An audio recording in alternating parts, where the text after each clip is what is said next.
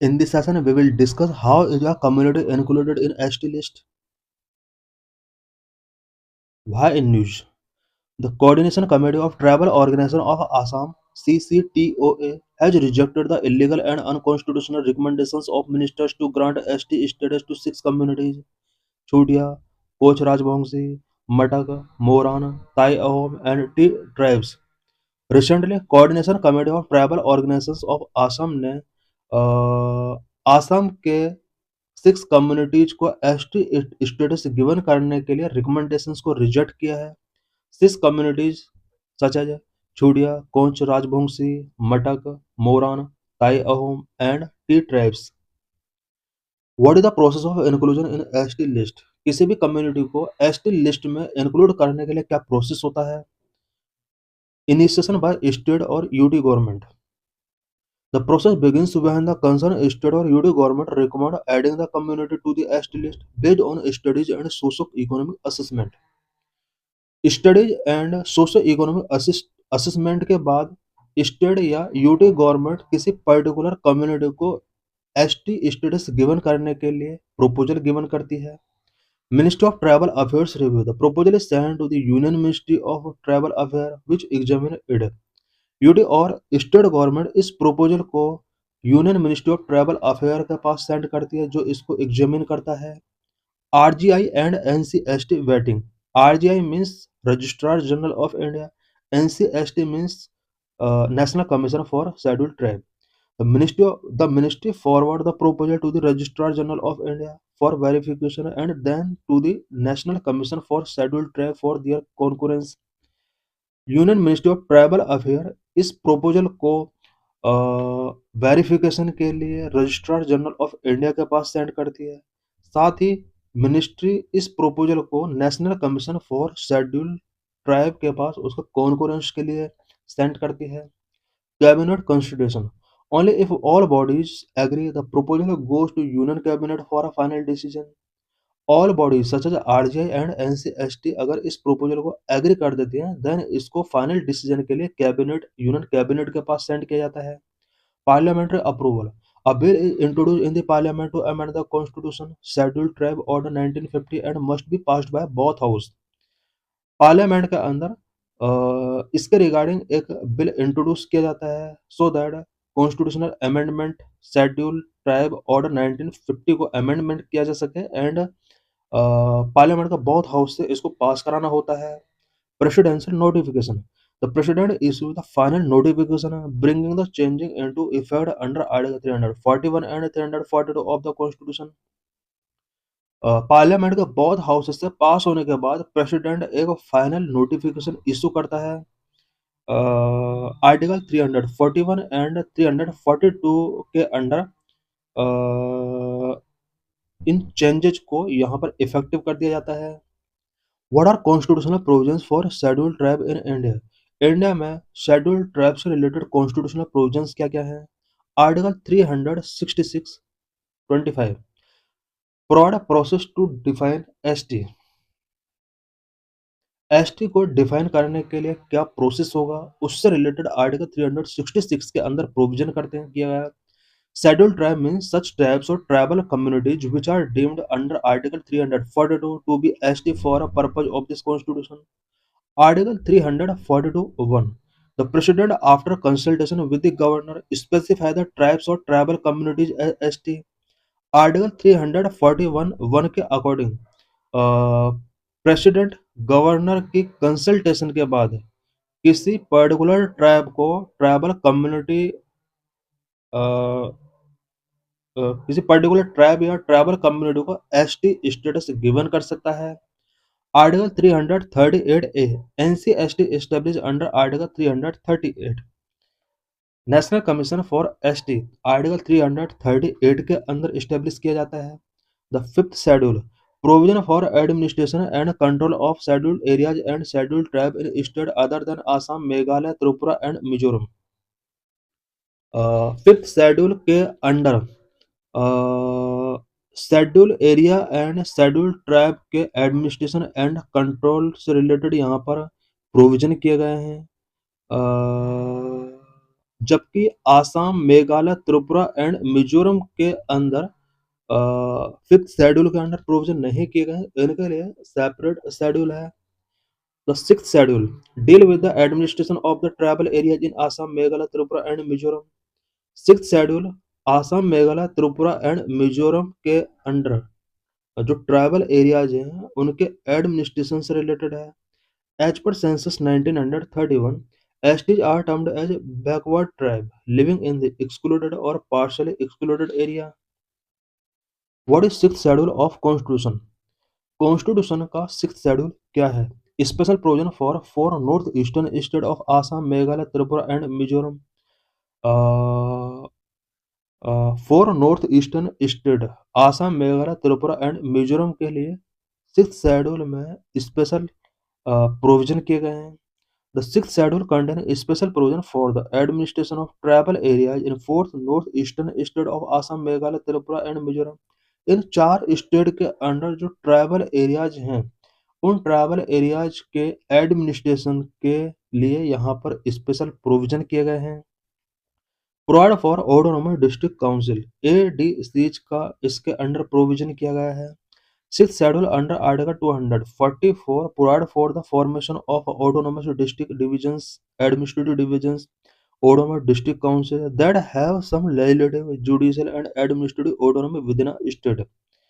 Sixth schedule के article 344 के अंदर ऑटोनोमस एडमिनिस्ट्रेटिव डिविजन्स का फॉर्मेशन किया गया है, such as autonomous district council. इन सभी काउंसिल को legislative, judicial and administrative autonomy given किया गया है। What are autonomous districts and district councils? Autonomous districts and district councils क्या होते हैं? Autonomous districts, all tribal area of sixth schedule for state have been constituted as autonomous districts. The governor is empowered to organize the autonomous districts.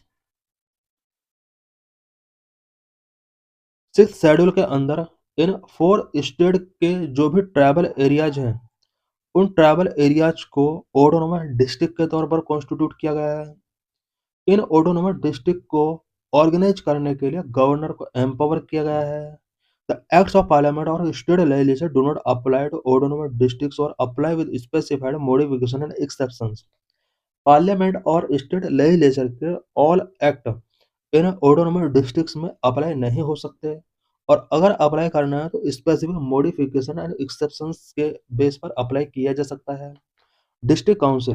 Each autonomous district has a district council consisting of 30 members, of whom 4 are nominated by the governor and remaining 26 are elected on the basis of adult franchise.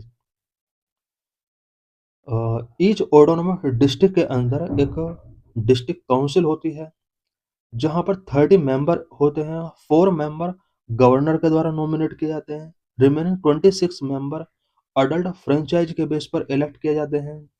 The elected members hold office for a term of 5 years and nominated member hold office during the pleasure of governor। Elected member 5 years के लिए office hold करते हैं जबकि nominated members जो होते हैं वो during the pleasure of the governor office hold करके रखते हैं। Each autonomous region also has a separate regional council. Each autonomous region के अंदर एक सेपरेट रीजनल काउंसिल होता है। की reasons for provisions the sixth schedule. Sixth schedule का प्रोविजन अलग से क्यों किया गया है, इसके लिए क्या क्या रीजंस हैं। Historical context, it continue the self governance system that tribal areas enjoyed under British rule, recognizing their unique cultural separation from mainstream Hindu society as noted by B.R. Ambedkar। India में कुछ ऐसे tribal communities या tribal areas हैं जहाँ पर self governance system बहुत ही important है। ये वो कम्युनिटीज हैं जो ब्रिटिश रूल के ड्यूरिंग भी कुछ स्पेशल सेल्फ गवर्नेंस सिस्टम को एंजॉय कर रहे थे। इनके यूनिक कल्चर को प्रोटेक्ट करने के लिए, यूनिक कल्चर को हिंदू सोसाइटी मेन स्ट्रीम से सेपरेट करने के लिए इनको कुछ स्पेशल पावर गिवन की गई हैं। Protecting tribal identity, tribal identity को प्रोटेक्ट करने के लिए सिक्स्थ शेड्यूल में इन स्टेट को रिजर्व करके रखा गया है। to safeguard distinct tribal law, customs, traditions, and social identities from assimilation and marginalization. Uh, uh, Social assimilation and marginalization से ट्राइबल सिक्स शेड्यूल के अंदर आने वाले ट्राइबल कम्युनिटीज को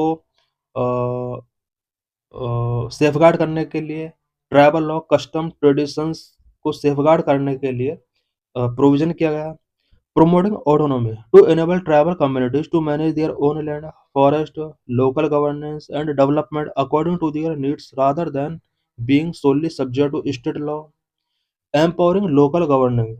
Through the establishment of ADCs and regional councils, it provides structures for self rule, giving them powers over land revenue, taxes, mining lease, and customary laws.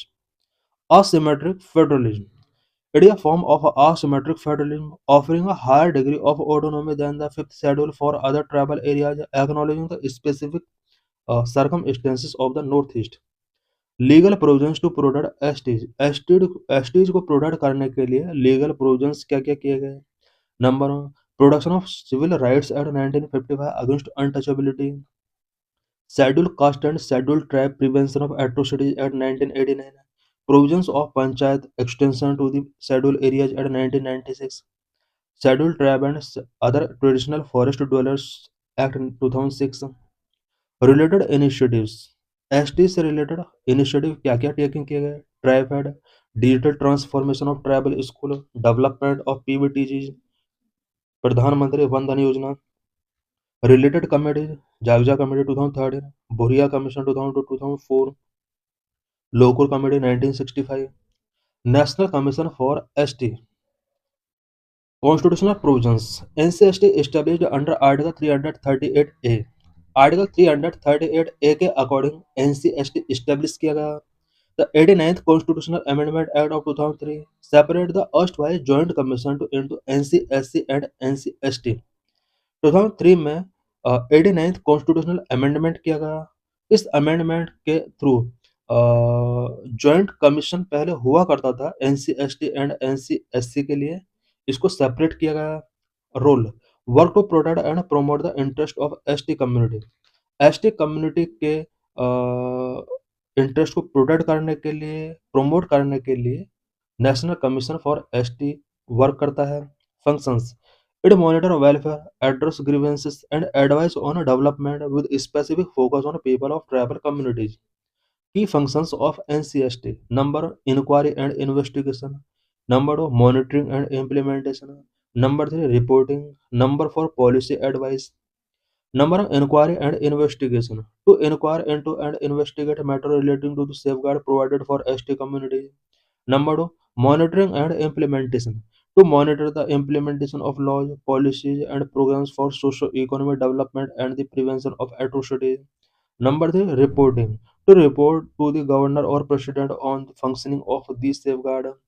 Number four, policy advice: to advise the government on issues related to welfare and development of ST. This is PYQ related to this article.